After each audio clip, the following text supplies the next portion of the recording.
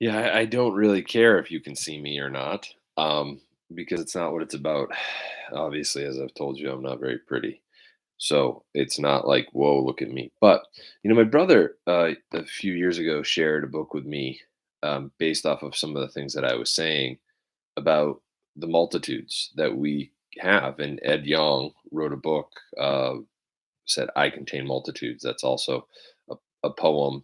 Um, but I talk about uh, how, the brain and the heart and the lungs and the liver and the kidneys and these different things, the multitudes of the human body need to work symbiotically.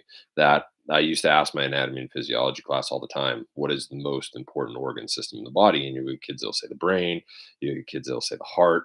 Well, right there, the intrinsic conduction system that makes the heart go, go, go, go, go, the electrical work doesn't happen without the brain, but the brain doesn't survive without oxygenated blood that is pumped from the heart. Well, blood also doesn't get oxygenized without the lungs. So like this continues. This goes on and on and on, containing multitudes. But there too, after speaking with one of my students today who took my anatomy and physiology class, who does not just believe in my rhetoric, he's experienced his own life. I'm so proud of him. He's not in school right now, and I don't want to put his name out there. It's one of the best things. He left school to help his family, and to use his skills and his ability to help his family when his father got hurt.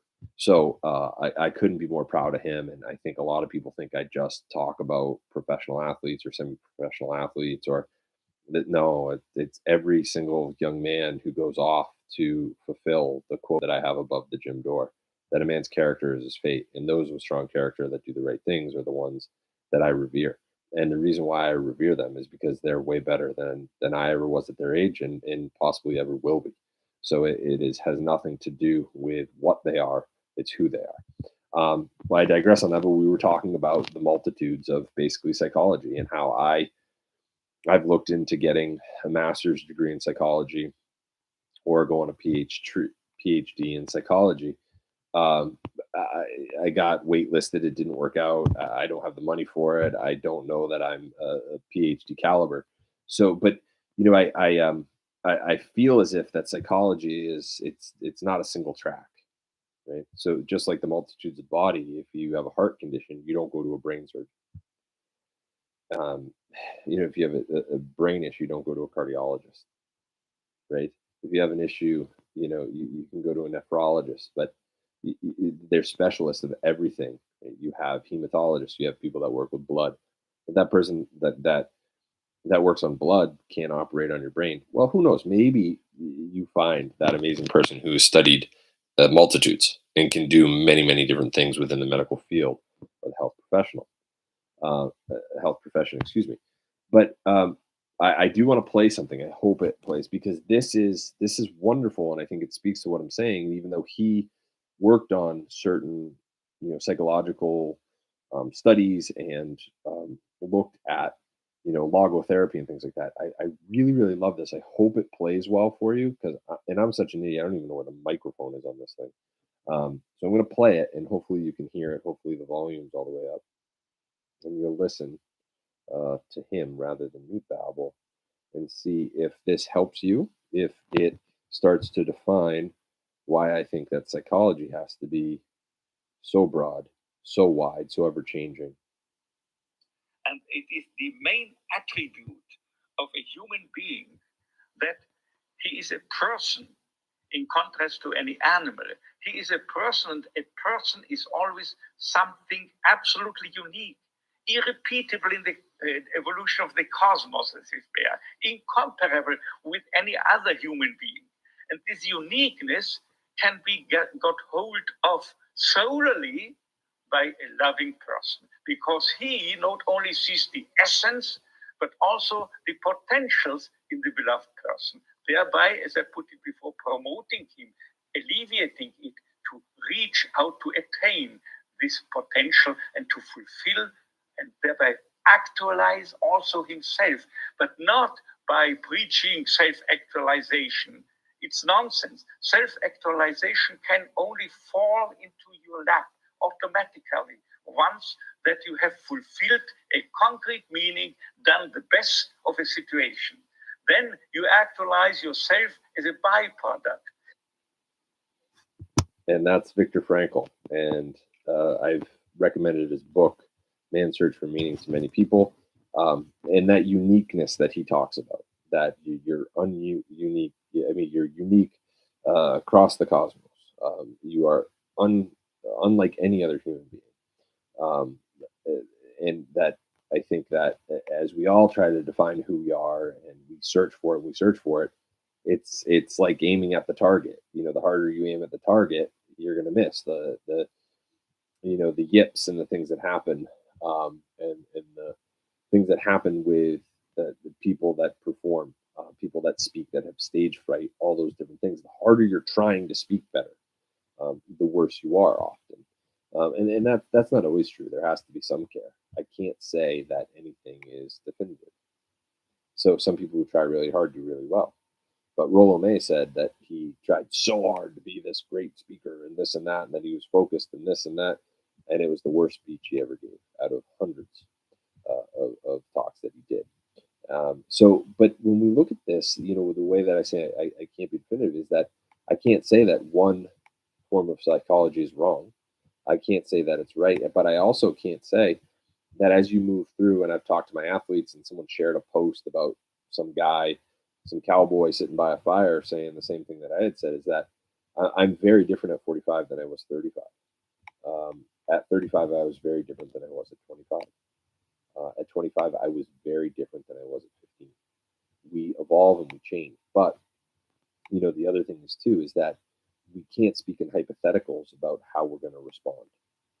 Um, as much as I would like to be calm and temperate and all this sort of stuff, I'm not. As much as I'm taking cold soaks to help to put myself in stressful, uncomfortable situations to be more comfortable in the real world, stressful, uncomfortable situations. Today, a guy jumped the gun and I let a guy go and then he jumped in and I was, I got into that like, "Ooh, you jerk," and I didn't do anything. We weren't flipping off or yelling. There's no road rage, but it was definitely a little bit of like, all right, your world. And I wasn't completely calm in that. So, you don't know how you're going to respond to a situation until you're in the situation. And so for some people, that is a wondrous thing. For some other people, that creates the negative side of anxiety. They get a little anxious about not knowing what tomorrow holds, not knowing what 3 or 4 years down the road. But I'll tell you right now, um, I think that it's wondrous for me. I'm living, trying to find the balance of living as much as I can live now, doing as much as I can do now, enjoying as much as I can enjoy now. Because guess what? 10 years down the road, 10 months down the road, I could get dementia like my father, and lose my cognitive capability, the faculties within myself to control, um, what I do. I could get cancer. I could have cancer right now. But that to me, that doesn't create anxiety. Maybe it creates the good anxiety. That like Rollo May said, to quote him again, that horse in the gate. Go out and do things and live your life. And again, find the balance. Don't blow all your money and be penniless and all that. And but then don't rob yourself of some of the things that you can enjoy. And as Donna said from Parks and Rec, you got to treat yourself. And when I look at the multitudes of the human body, I really love that my brother shared that book. There's a great quote from that book that talks about so much of why we're in the state that we're in, um, globally and nationally.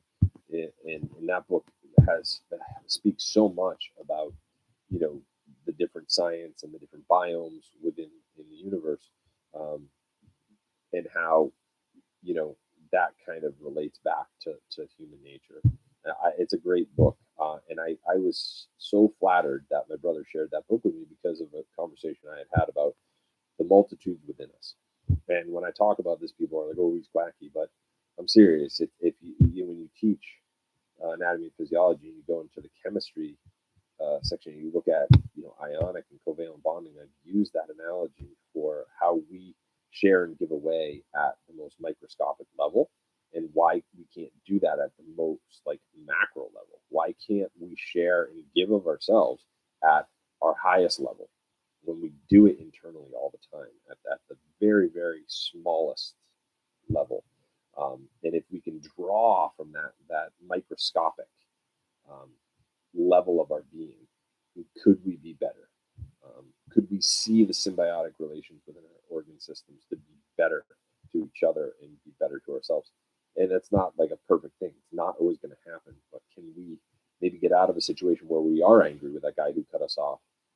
Don't yell, don't swear, don't do anything, and reflect back on how bygones be bygones, whatever. Don't know what was going on with him. To be quite honest, I think he wanted to ride with his son behind his son. There are two cars. So I should have just been like, you know what? You guys go. I should have seen the situation maybe a little better. Be a little bit accountable on my end. They wanted to ride their little cars. Um, I was in my big car with big tires. So, I'm an idiot too. But, I think that there's a lot more complexity to what I'm saying and to what I want to convey, but I can't be definitive. Good anxiety, bad anxiety. Looking ahead, good. Looking ahead, scary. I need to work on my psychology and my cognition. How do I do that? Well, maybe we're still working in fields of psychology to make sure that we have, just like Kramer said in Seinfeld, we have the ability to service everyone. So there's a therapist, there is cold soak, there is activities, climbing, skydiving, exercise. So many multitudes of things for people to use for their psychology because their psychology is going to be different than mine. And so hopefully psychology is working to create more and more and more fields of study so that way they can service more and more people that are unique, as Frankel said. They are so unique that they're going to need to find someone unique to them. And so I think that don't feel daunted. There is someone out there. There are people out there. There are alternative things to do. And remember, exercise is 1.5 times better than medicine or therapy. Don't think you have to lift the most weight. Don't think you have to run the fastest, the furthest distance. Don't think you have to be the fastest cyclist. Don't think you have to be the fastest swimmer. Don't think you have to swim the furthest distances or across the largest seas or climb the highest mountains. But move and exercise and see how your body responds in a positive way. And it's lasting and you get into that habit. It's right there within you. Your health and your wellness is right there for you to take.